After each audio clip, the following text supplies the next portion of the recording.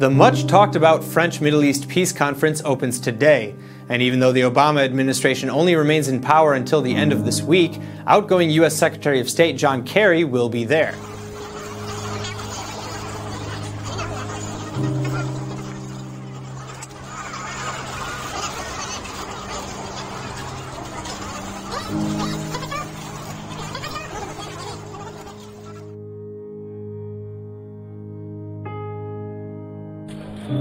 Without either the Israelis or the Palestinians present, the conference wasn't going to resolve the decades-long conflict. Instead, its major goal has been to show international unity around an increasingly fragile two-state solution. In a closing statement, the 70 participating nations reaffirmed their commitment to separate states based on UN-recognized 1967 borders and called on both sides to abstain from unilateral actions. What's striking here is the shared vision about the essential elements, the insistence on the two-state solution, the rejection of violence, and end to the settlements. During the course of my presidency has gotten so substantial that it's getting harder and harder to imagine an effective, contiguous Palestinian state. And I think it would have long-term consequences for peace and security in the region and the United States because of our investment in the region and because we care so deeply about Israel, I think has a legitimate interest in saying to a friend, this is a problem. This conference is one of the last gasps of yesterday's world. Tomorrow will look different, and tomorrow is very near. That world begins on January 20th with the incoming Trump administration. Donald Trump has taken stances in favor of settlements and has promised to officially recognize Jerusalem as Israel's capital. Well, the timing is certainly significant. French diplomats have indicated that this has been deliberately scheduled just days ahead of the inauguration of US President-elect Donald Trump, so the international community can give him a collective push for peace when he takes office. Certainly, they want to send a very strong message, a strong warning to him even, that the two-state solution is the only way to end the conflict in the Middle East. Fatah spokesman Osama Kawasme is vowing that the Palestinian people will never allow U.S. President Trump to relocate the diplomatic compound, but that if he goes ahead and does it, that it will open the gates of hell in the region and the entire world. The Palestinians are also threatening that if any such transfer does actually take place, they will discuss several means of retaliation with Arab countries, including withdrawing recognition of the State of Israel. Ramallah insists that the move is tantamount to official acknowledgement by Washington of Israeli sovereignty over the city, including areas the Palestinians claim for their future state. Despite Israel's strong record on the protection of holy sites in Jerusalem belonging to all faiths, Palestinian officials persist in the false claims that there will be a change of the status quo that would undercut access to Muslim areas. Meanwhile, the U.S. Senate is now taking action to bolster Trump's position by enacting fresh legislation demanding the Jerusalem Embassy Act finally be implemented. That bill called for the city to remain undivided and fully recognized as Israel's capital. It was passed by Congress back in 1995 and called on Washington to move the U.S. Embassy to Jerusalem no later than May 31, 1999. An Israeli tank destroyed a Hamas military post in the southern Gaza Strip this morning after Palestinian terrorists opened fire at IDF military forces from the other side of the border. The IDF spokesperson's office released a statement saying the retaliatory action was taken after the unknown assailants fired their weapons at Israeli soldiers who were conducting maintenance work on the security barrier separating the Jewish state from Gaza. No one was injured during the incident, although an IDF vehicle was damaged. According to sources in the Hamas-run territory, no Palestinians were wounded by the tank shells. The Israeli army immediately warned all agricultural workers operating in the area to leave their fields and seek shelter during the incident. There was a similar skirmish just last month when armed Palestinians also fired at IDF soldiers working on the border fence near the northern area of the Strip. No one was injured during that incident either.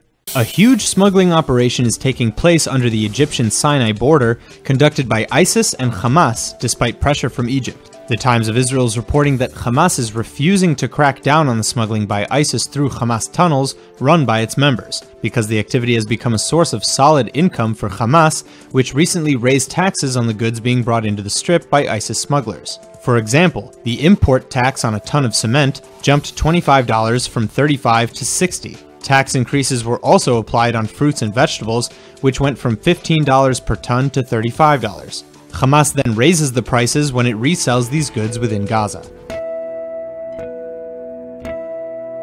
Hamas is clamping down hard on public protests against fuel shortages in Gaza, which both the Palestinian Authority and Turkey say they'll now try to help resolve.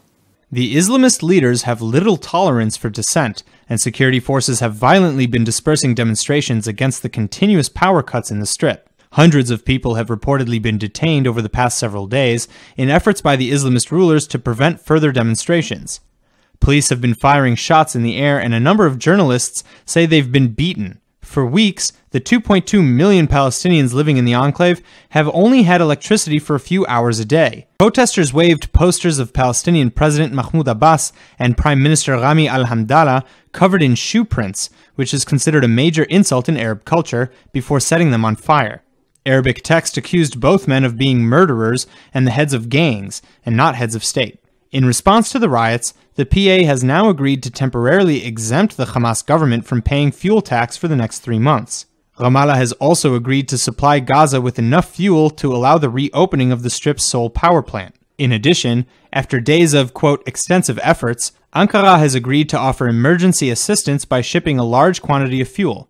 Hamas leader Ismail Haniyeh is expected to meet with Qatari leaders in the coming days to hold talks on a more long-term solution to the chronic energy shortage. Venezuela's unpopular president blaming cheap oil for a national crisis.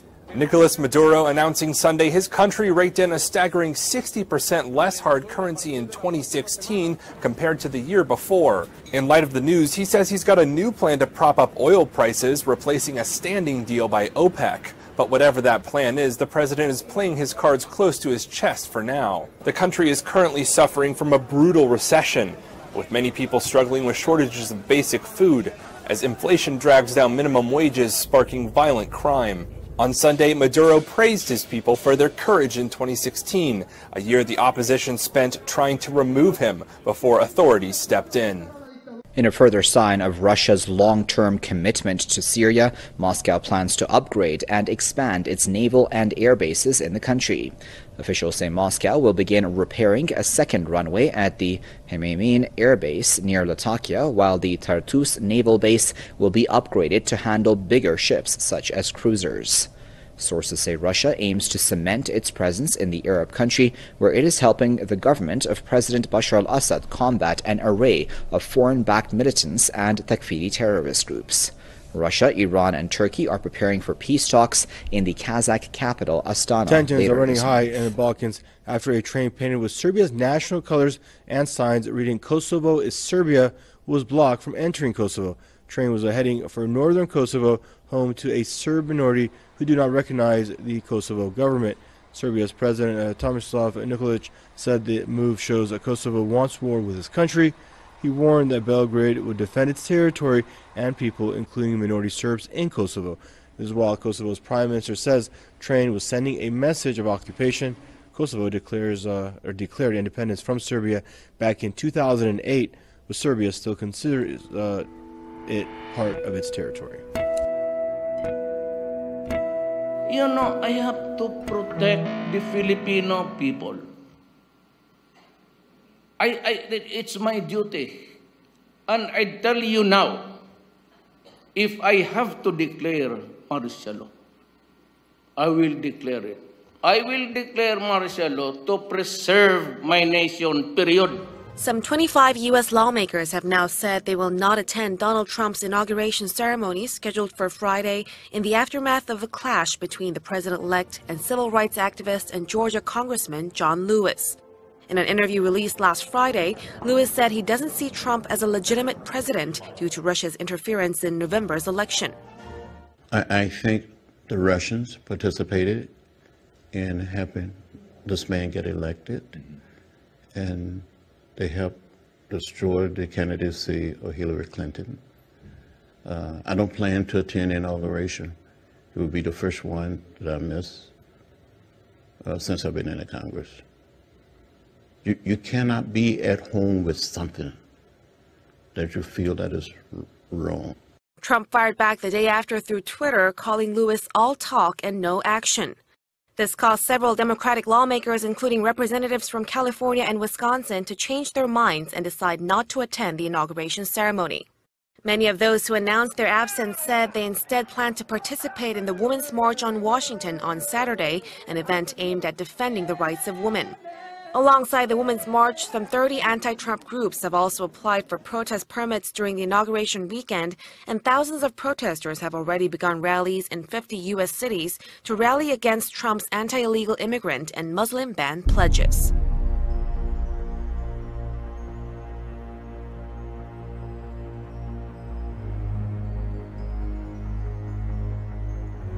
Obama has ordered the general over the D.C. National Guard to basically stand down the day of the event and is firing him or canning him the morning of the inauguration so that the National Guard will be leaderless. And we also ask the question, who's right under that general? Perhaps it won't be leaderless, but the National Guard is protesting. D.C. District Councilmen are protesting. Even Democrats are saying this is incredibly dangerous. While you have George Soros, Bill Ayers, and others admittedly sending in tens of thousands of agitators whose admitted goal is to, quote, shut down the inauguration. Then you add to this Rosie O'Donnell coming out, who's definitely on the inside, saying we need martial law, a national emergency declared, and a suspension of the election of Trump while it's investigated and while his Russian ties are looked at.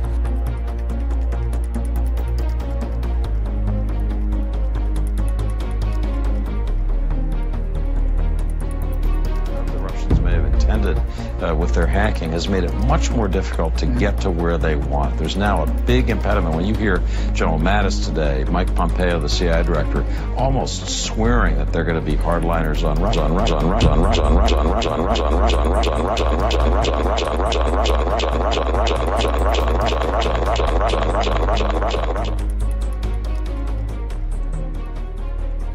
Human Rights Watch just released the World Report for 2017, and it takes aim at incoming U.S. President Donald Trump.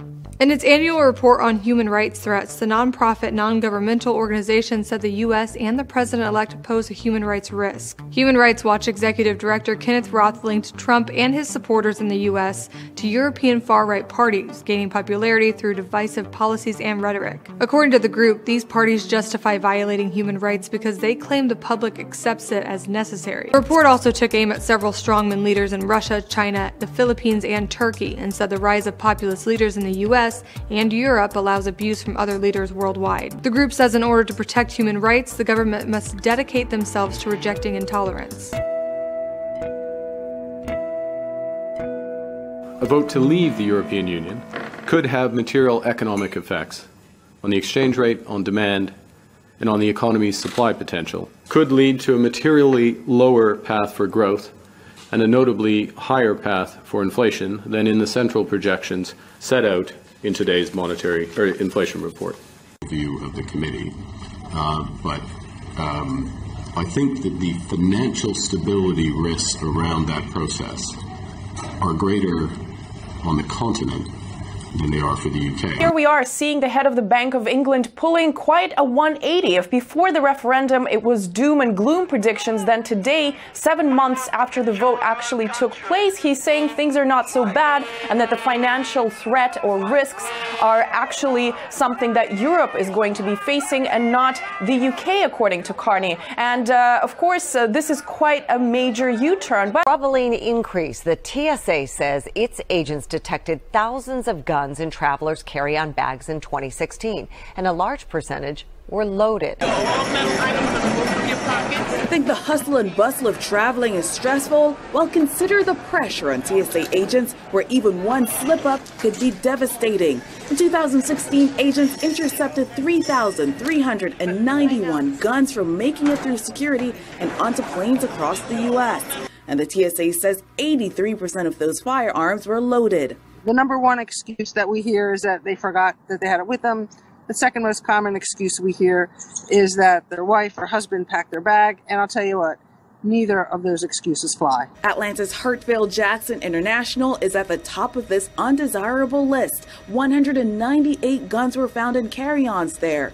Here in Baltimore, the number is significantly lower. These are 3 of the 24 guns seized here in 2016, and that figure has steadily increased to its worst level in 4 years. Cybersecurity attacks becoming more sophisticated every year, and now the FDA issuing a warning about the healthcare industry, saying certain heart devices are vulnerable, allowing hackers to get in and modify programming commands. This could lead to potential battery depletion and inappropriate pacing or shocks. Now, all Internet of Things devices, the more connected we become, the more dangerous it can potentially be. But when you're talking about medical devices, now you're talking about something that can potentially be deadly.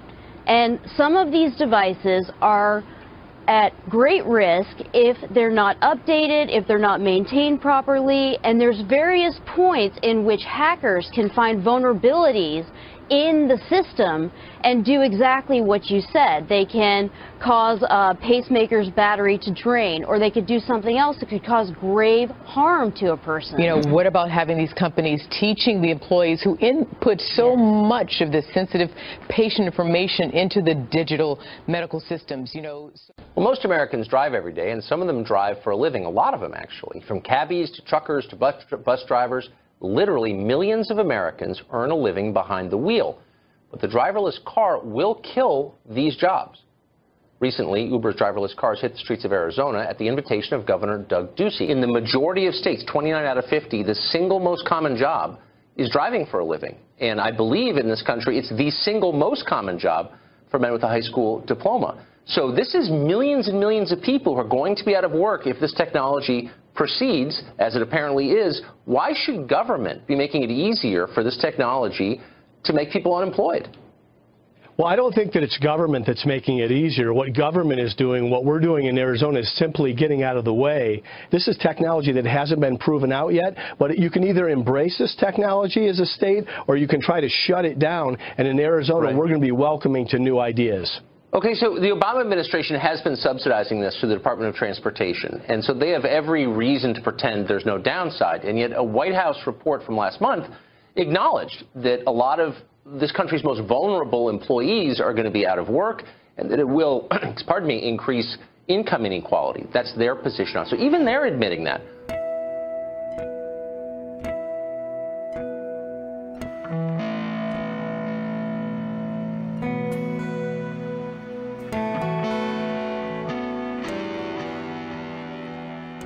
At least 3 people were found dead in Japan on Sunday, and more than 300 were injured in weather-related accidents over the weekend. According to Kyodo News Agency, temperatures plunged to the lowest levels so far this winter as heavy snow hit central and northern parts of Japan. Now, the mercury dropped well below freezing in many areas, including in the city of Oshu in Iwate Prefecture, which plunged to minus 16 degrees Celsius. Now, parts of the country, as you can see in the video there, saw over 2 meters of snow as of Sunday. Over 130 flights were cancelled, and some venues for Japan's annual college entrance exam had to delay the test starting time. Japan's weather agency has warned of more snowstorms in parts of Japan through Monday. Come here, darling. Come on. When Angel, a greyhound mix, was rescued from an animal organization in Ireland, she would not turn around and face her new home. Paws Animal Rescue believed she was traumatized and abused. When Angel arrived at their organization, they say that she just faced the wall in their office and refused to move for days. They would leave food, and Angel would only eat when no one was watching. After bringing in another dog from the same pound, they immediately saw a change in Angel's personality. The nonprofit says that they assumed it was her brother and named him Cliff. Angel suffered from mange, and Paws Animal Rescue believed that there would be long-term psychological problems. But now, 6 months later, her personality has completely changed, and she's found her voice. And a forever home. After a couple just lost their 2 dogs, they fell in love with Angel, and they say that she's doing great.